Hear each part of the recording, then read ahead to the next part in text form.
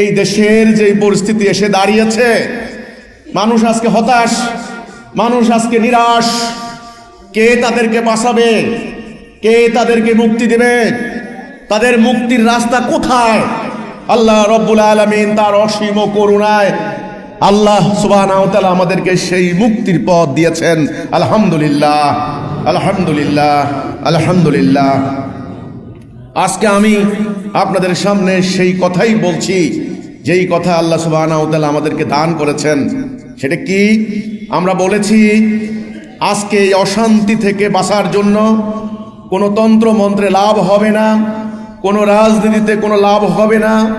যতই সংস্কার করুক, এই যে গত সরকারের পরে প্রায় 1.5 বছর ইন্টারিম ক্ষমতায় আসলেন, কত সংস্কার করলেন, আগামীতে নির্বাচনের প্রস্তুতি হচ্ছে, কত কিছুই হচ্ছে। আমরা বলেছি লাভ হবে না, শান্তি আসবে না, শান্তি আসবে না। শান্তি আসার জন্য একটা শর্ত, সেটা হচ্ছে এই বর্তমান বিদ্যমান প্রচলিত চালু হওয়া, কায়েম হওয়া এই যে আইন বিধান হুকুম চলছে, এটা ব্রিটিশ খ্রিস্টানের ঔপনিবেশিক যুগের রেখে যাওয়া, এটাকে বাদ দিতে হবে।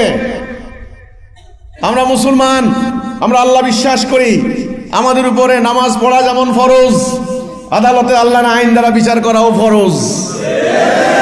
আমার বক্তব্য সরল, আমার বক্তব্য কোনো বক্র নয়, আমার বক্তব্য কোনো জটিল নয়, আমার বক্তব্য কোনো কঠিন নয়।